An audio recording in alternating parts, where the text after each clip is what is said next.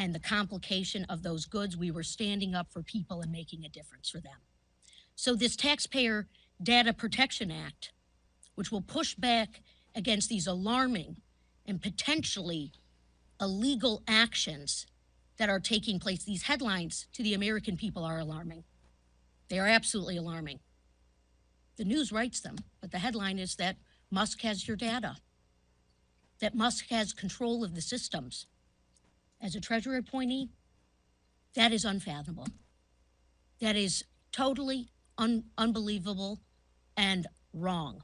So our Taxpayer Data Protection Act will seek to make sure that the payment systems don't have reckless interference, that those who have access to them can't just be a special appointee, a political appointee, as you know, how we schedule the appointees. No, it needs to be overseen by someone who has the top security clearance, who has the credentials, who doesn't have the conflict of interest.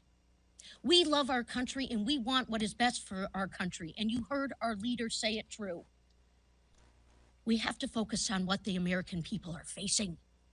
Rising costs, home ownership, making systems work for people. We've got fantastic employment, but we've got to do costs. And that is what we are focused on. And the Taxpayer Data Protection Act will stand up to these questions and these concerning behaviors of Elon Musk. And with that, I have a colleague who I'm introducing this bill with, Sean Casten, a very accomplished member of the House Financial Services Committee and a true expert in these matters as well. Thank you, Haley. Thank you to our whole leadership team. You know, days like today make me so proud to be a Democrat. We are in the midst of a constitutional crisis, and we are doing the work. The amount of work that went through on very short order to deal with this emergency that's coming through is because people who care about their job, who take their patriotism seriously, their oath to the Constitution seriously, and that's what we're here to do. I wish we didn't have to do it, but my God, I'm proud to be on this team. We are here today because there is a narcissistic billionaire running the government who peddles in fascism, is known for his history of lying, short-paying his vendors, terminating employees who challenge his worldview, and using the judicial system as a cudgel against anyone who dares challenge him. And if you are listening to that and saying, is he talking about Donald Trump or Elon Musk, then you kind of get the problem, don't you? The actions that Musk and his IT goons have taken through, they're illegal, very clearly illegal, but so far unprosecuted actions, have already compromised millions of Americans' privacy and data security. And if you want to understand how nervous you should all be, think about how hard Donald Trump worked to protect his tax returns from becoming public, even under a legitimate subpoena from the House of Representatives. Why do we think that Elon Musk and Donald Trump would like to have access to your home address, your bank records, your history of charitable giving, alimony payments you may have made, child care payments you may be making, all of this private information that you would like? Why do we think they want that information? Why do we think that they want the ability to illegally stop payments that are legally due to hospitals that may be providing women's health care services they don't support, to veterans agencies that are helping our veterans, to Social Security recipients who maybe marched at a rally and said something they didn't like? Why are they doing that? Why did they allow a bunch of let's be honest, practically children, teenagers, young 20-somethings, why did they allow them to go into systems that control trillions of dollars of treasury payments that every one of our adversaries would deeply like to hack into? Because if they could hack into there, they could destroy the US economy. Why did they allow these children to go in there with unsecured software and hardware and tamper with those systems? Why did they do that at the same time that they were firing FBI agents, firing CIA agents? What is the consequence of that? If we close this barn door today, how much is already burned down? We don't know the answers to those questions. I wish we didn't have to ask. But those are the stakes of this moment. And there's an even larger question, as our leader alluded to. Why is the Department of Justice not enforcing the law and prosecuting these crimes right now? Why do we not have Republicans who all took the same oath we did a couple weeks ago to defend the Constitution against all enemies, foreign and domestic? Why are they standing there doing nothing? I know every one of us was elected to lead. None of us went out in the elections and said, if you elect me, I will promise to cower before the first bully who shows up. That's what we're here to do, to lead. This legislation is an important first step. We're not going to stand idly by, and this legislation will become law. All we need is 3 Republicans to show a little bit of patriotism to join us in this effort. I know they're out there. I know they've got the patriotism. They just got to show the courage. That's where we are right now. Thank you so much. I should mention that our office has received more phone calls on this topic than anything in my 6 years of Congress. And I say that only because if I leave here early, it is only because we called a telephone town hall that's starting in about 30 minutes, and I have to be talking to people because they are all deathly concerned about what this means for them for all the reasons that I articulated. Hopefully I'll be able to stick around for questions. In the meantime, turn it over to our wonderful and talented Whip, Catherine Clark. Thank you so much. And thank you, Congressman Caston and Congresswoman Stevens, for bringing us the Taxpayer Data Protection Act, because this is going to address the deep anxiety across the country about Elon Musk hacking into Americans' most personal information and the illegal cutting of federal funding for critical services. Last week, I received a note from a public school teacher in my district. She was very concerned about what's going to happen to education and federal funding for her school. She worried about the grants that might not be there that help provide special education services in her school and across this country. She worried about the school lunches not being available for her students that need them. But the thing she told me she was worried about more than anything else, she wrote, as a citizen of the nation, I am even more concerned about the overt power grab and overreach we're seeing from an unelected billionaire. I've heard the same thing from Head Start caregivers, from veterans and firefighters, from nurses and doctors at our community health centers, from seniors watching Elon infiltrate their Social Security and Medicare information, calling our office terrified, wondering if they're going to get their next Social Security check. The American people are paying attention. They have watched Republicans not just stand in silence, but cheer on the illegal actions that are going to make their lives harder, more expensive, and compromise the security of their personal information. All the while enriching further Elon Musk. Democrats are fighting back with everything we've got, and we will use every tool at our disposal to protect the interests of the American people, to uphold the Constitution, and guard everyday families from this Republican billionaire's first agenda. Elon can buy a lot. He's the richest man in the world, but the American people and their security is not for sale. If House Republicans believe that it belongs to the people, that the theft of taxpayer money is wrong, then they will join us in bringing this legislation up for a vote. In the House, it takes 3 patriots to speak out for their constituents and to stand up for their country, to stop stealing from the deserving, to further enrich the billionaire class. 3 GOP members can end this today. And now I'll turn it over to our distinguished chairman of the House, Pete Aguilar.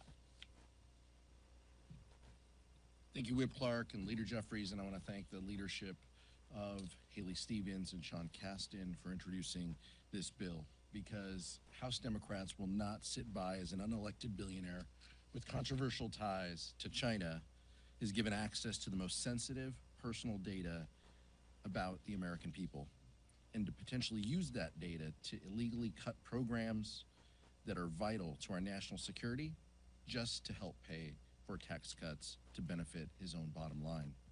We will not stay silent as House Republicans surrender Congress's constitutional power in order to allow MAGA extremists and conspiracy theorists to continue. We know that our colleagues on the other side of the aisle are just as outraged as we are, but they have to keep quiet out of fear of retribution from the MAGA extremists. We only need 3 Republicans with the courage of their convictions to join our efforts to protect the American people from this extreme and illegal overreach. Today, they're illegally gutting USAID, which prevents China and other adversaries from expanding their influence. But tomorrow, it's your health insurance. The next day, it's your mother's Social Security check. This is not what the American people voted for. The Taxpayer Data Protection Act will rein in the corruption we're seeing at the White House and put an end to this chaos. Turn it over to Leader Jeffries. On-topic questions?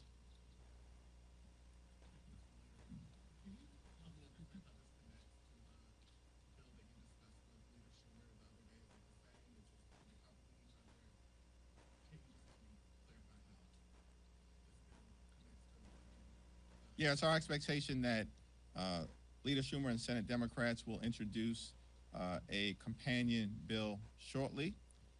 We believe that the unlawful access to sensitive and financial information for hardworking American taxpayers has to be stopped.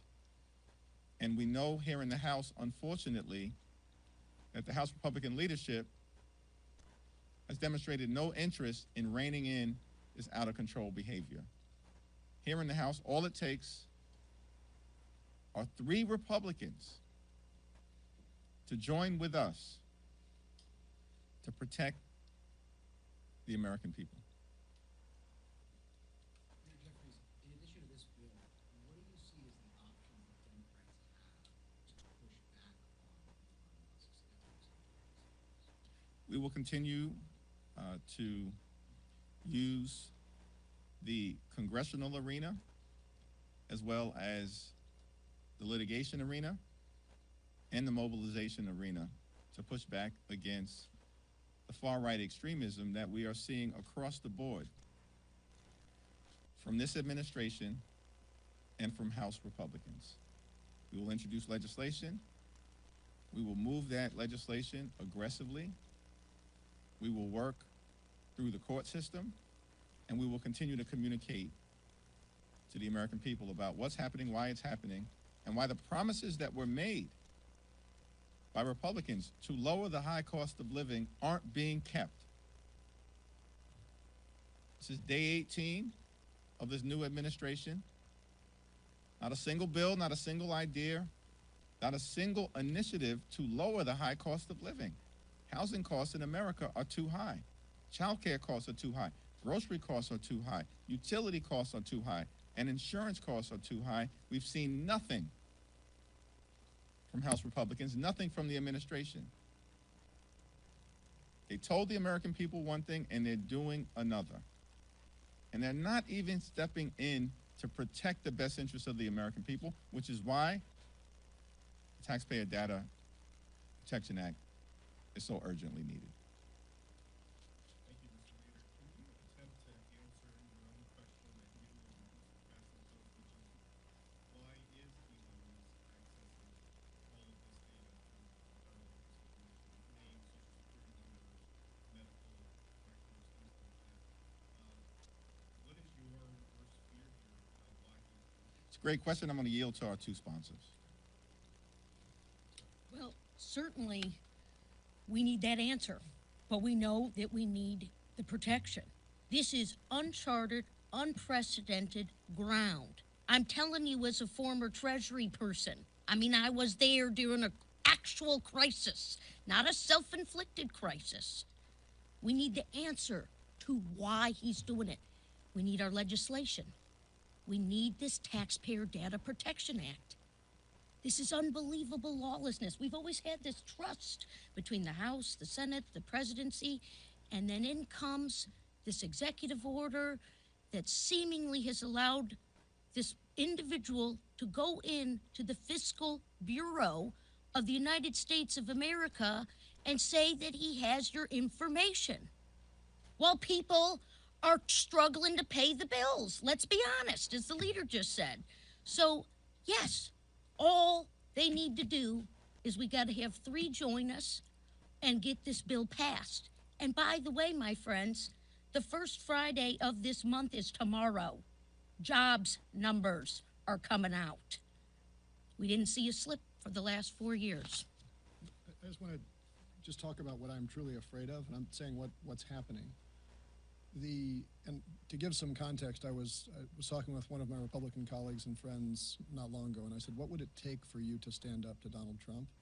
And the immediate answer without a moment's thought was, how'd that work out for Adam Kinzinger? There is a deep fear of what a bully will do. Rule my dad taught me was when the playground, never start a fight, but if the bully punches, you punch him back harder, because that keeps him from coming back. Bullies are cowards at core. So what am I afraid of? That they are going to use data that they are legally not allowed to use to act as a bully. So what does that mean for my home state of Illinois, where our Governor Pritzker has been very forceful in calling him out? If they take control of the stop payments, does Illinois all of a sudden not get their Medicaid reimbursement money? What does it do for, someone, we've already seen him take security details away from Liz Cheney, right? While releasing people who attack cops out into the public. If they're willing to do that and threaten that, well, what might they do to someone who's on a fixed income but had the strength of their convictions? What they know is that every time we have faced crises like these in our history, inevitably the movements that have toppled tyranny have been led by people who had gotten to a point where they had nothing left to lose. The Parkland students who survived, the Mamie Tills of the world, right? If they can find those people who have almost nothing left to lose and say, well, I'm going to cut off your Social Security payments if you step up. I'm going to cut off your veterans benefit payments. I'm going to cut off your SNAP payments. This is despotism, right?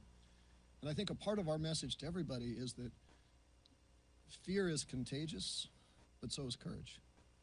And we want to make sure that people act with courage and the strength of their convictions, and hope that what we're showing now maybe spreads to a few folks across the aisle. Yeah. You alluded to this with the 3 Republicans, but just to get clarity, are you talking about a discharge petition? And if so, could you tell me a little bit about the timeline of that? And also, have you had any conversations with Republicans who you believe might be able to decide? We're going to explore all legislative options. The legislation needs to move, and needs to move with urgency to protect the best interests of the American people. And all it takes are 3 Republicans, only 3, to partner with us, and we can figure out the legislative vehicle to get this done in the House of Representatives.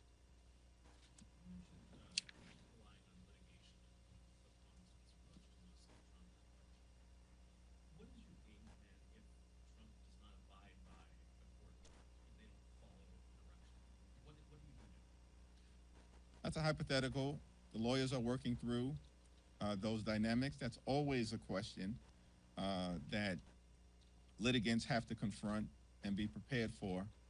But we've seen the Article 3 federal court system hold to date, and it's my expectation that the judiciary will continue to hold the line in the best interest of the American people, as will House Democrats in the United States Congress.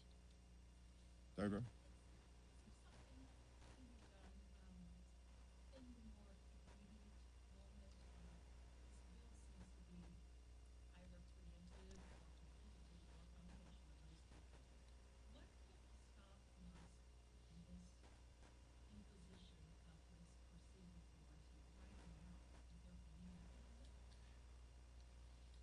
What we are seeing unfold is an unlawful power grab by a unelected and unaccountable billionaire puppet master who's pulling the strings of House Republicans and apparently the Trump administration.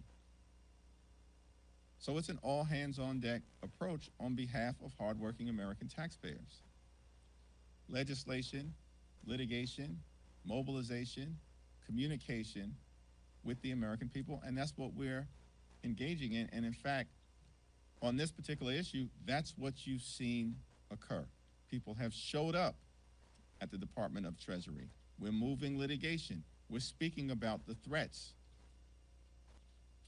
to the American people presented by these extremists having access, think about this, to names, birth dates, social security numbers, addresses, and bank account information.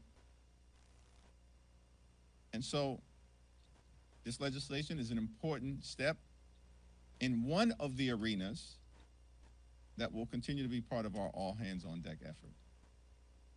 Last question.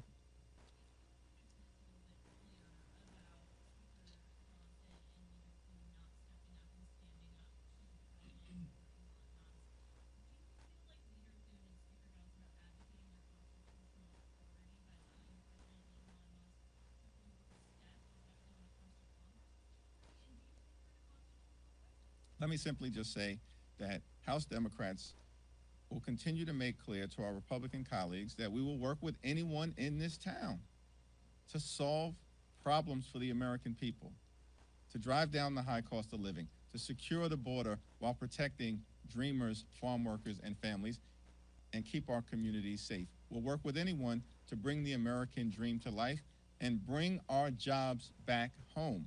But that's not what we're seeing from House Republicans, and that's unfortunate. Thank you, everyone. Thank you. Thank you, everyone.